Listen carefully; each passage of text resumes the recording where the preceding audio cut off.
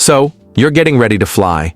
You've booked your ticket, maybe chosen your seat by the window, and you're already picturing that moment the plane lifts into the clouds. But wait, before you set foot on that aircraft, there are some secrets you really need to know. Not just fun facts, real tips that could save you time, money, and maybe even your life. These aren't things airlines will advertise.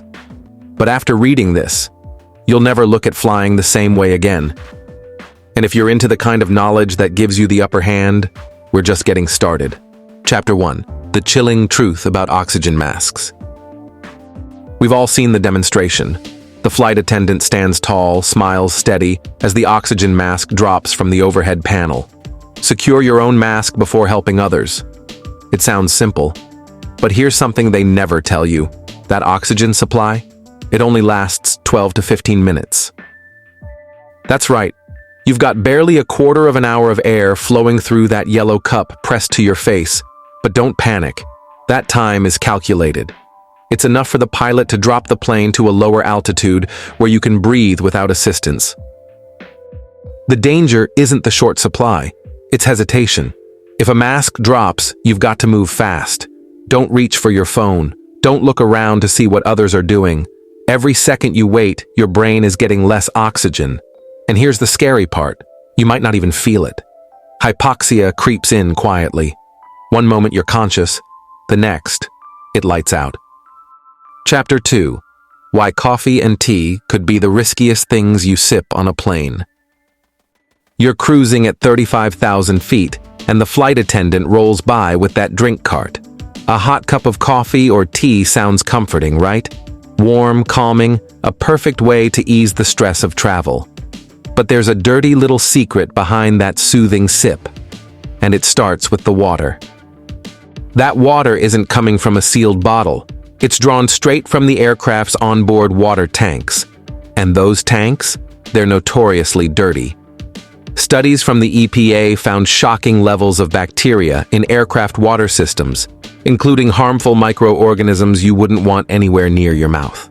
Some flight attendants have a personal rule: never drink the coffee or tea, not because it tastes bad, but because they know exactly where that water's been. Some even carry their own drinks to avoid taking chances. So, here's the pro move. Skip the in-flight tea party. Grab a sealed bottle of water, juice, or soda instead. Don't let a simple drink ruin your trip, especially when you're trapped in a pressurized cabin with 200 strangers and just a few bathrooms. Chapter 3. When you should absolutely avoid the plane's lavatory. Right after boarding and just before landing, those are the two worst times to visit the airplane bathroom.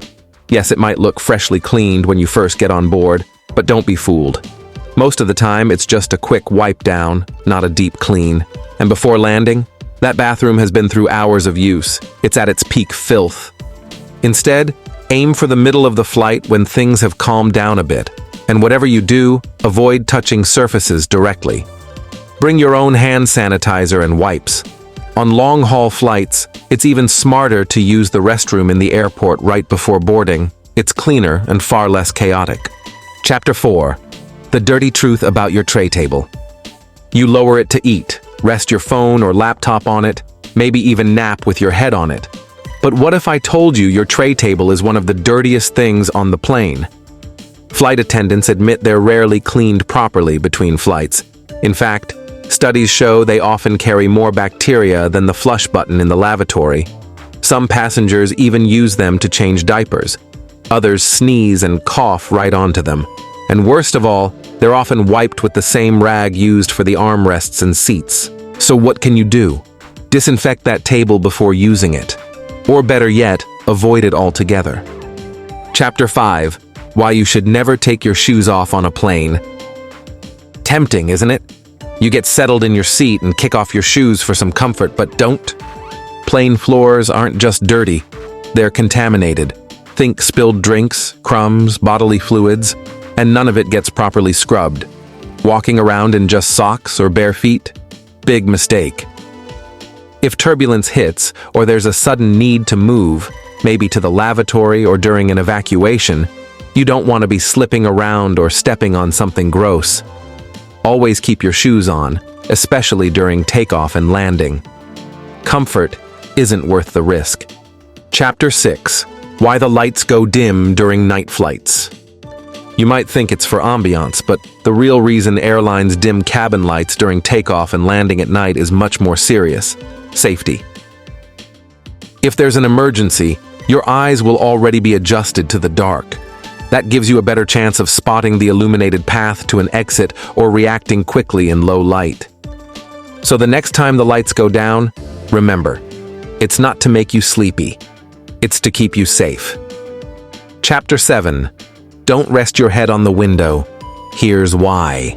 If you're a window seat lover, here's something you should know. That spot where you rest your head, it's rarely, if ever, cleaned. Thousands of people have leaned their heads, hands, and who knows what else against that same window. Flight attendants even joke, "You don't want to know what people do when they think no one's watching." Bring a neck pillow. If you absolutely must lean against the wall, cover the area with a scarf or extra layer of clothing. Just don't make skin-to-surface contact. Chapter 8. Why you should leave that air vent on. A lot of people shut off the air vent above their seat, thinking it'll make the ride more comfortable. But here's the truth. That little blast of air might be your best defense against airborne germs. Experts actually recommend leaving it on and pointing it toward your face. The air circulation helps push away floating bacteria that might otherwise end up in your lungs. For even better protection, combine the airflow with a face mask. It's a simple move that might save you from catching that all-too-common airplane cold. Chapter 9. The hidden problem with airline pillows and blankets. They're sealed in plastic, so they must be clean, right? Not always. Airlines often rebag blankets and pillows that haven't been used without washing them. Some flight attendants admit they just fold them back up and reuse them for the next flight. If cleanliness matters to you, and it should, bring your own travel pillow or compact blanket. That way, you'll know exactly where it's been and who hasn't sneezed on it. Chapter 10.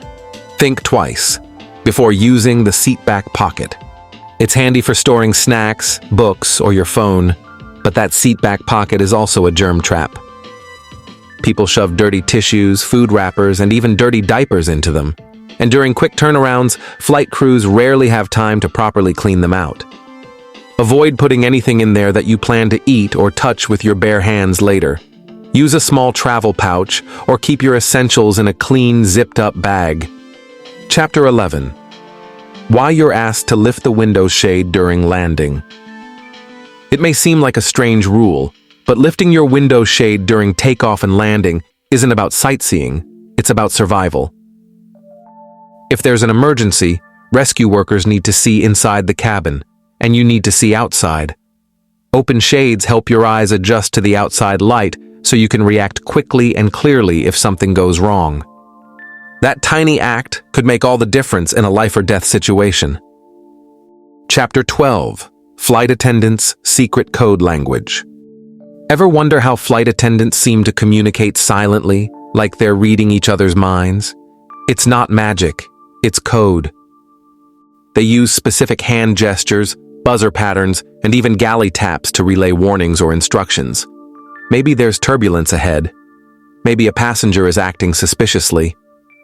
It's all done discreetly, so you never feel alarmed. So next time you see a silent exchange between crew members, know that it's all part of keeping you safe. Chapter 13. The seat choice that might save your life.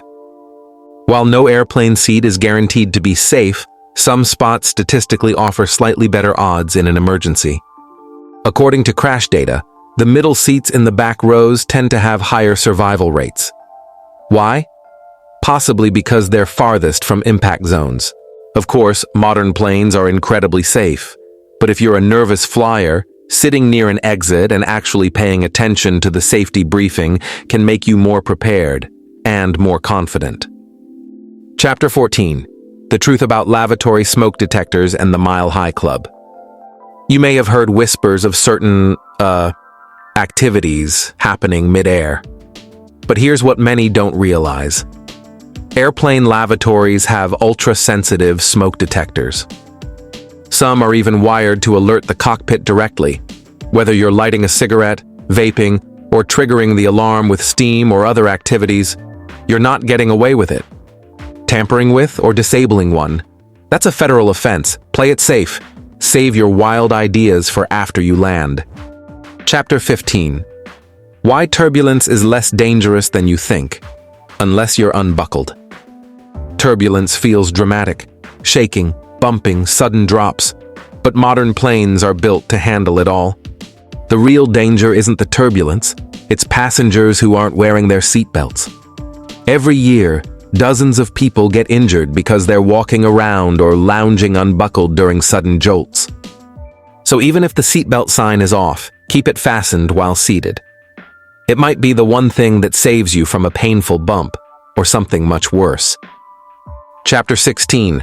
Why contact lenses and airplanes don't mix. Flying with contact lenses might seem like no big deal, until you're 35,000 feet up, blinking like crazy, wondering why your eyeballs feel like dried apricots. Here's the truth. Airplane cabins are bone dry. The air is so parched, it makes the Sahara look like a rainforest. This desert in the sky has humidity levels under 20%, which is terrible news for your eyes, especially if you're wearing contacts. That dry air clings to your lenses, sucking every drop of moisture from your eyes, turning comfort into a scratchy nightmare. And if you nod off mid-flight, congratulations. You've just increased your chances of waking up with red, itchy, possibly infected eyes. Smart travelers ditch their lenses and go full glasses mode when flying. It's not a fashion statement, it's eye survival. If you must wear contacts, at least carry a mini bottle of re-wetting drops made for contacts, and don't forget your glasses in your checked luggage. Keep them in your carry-on where they belong. Better to look slightly nerdy than spend the flight clawing at your eyeballs like a sleep-deprived raccoon. Chapter 17. The pre-flight feast that backfires. Imagine this.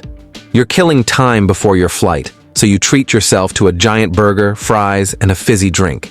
You board feeling full and satisfied, and then it hits. Cramped seat, pressure drop, altitude weirdness. Now that feast is rolling around your gut like a bowling ball in a washing machine. Here's what's really happening. Digestion slows down dramatically at high altitude. Your stomach struggles to break down that heavy meal while your body's already working harder to breathe thinner air. Gas expands, bloating starts. Suddenly, your comfy jeans feel like a torture device, and your seatbelt is the enemy. Instead of waging war with your digestive system mid-air, eat light. A simple salad, grilled chicken, a banana, that's all you need. Skip salty foods, greasy snacks, and anything that bubbles. And always stash a backup snack in your bag. If airplane food lets you down, and it probably will, you won't have to rely on a sad mystery meat tray to get you through the sky. Chapter 18. What pilots say versus what they mean. We're just waiting on paperwork. Translation. Something's not right. A little light turbulence ahead. Translation. Grab the armrest. Ever notice how pilots always sound calm, almost too calm? That's not by accident.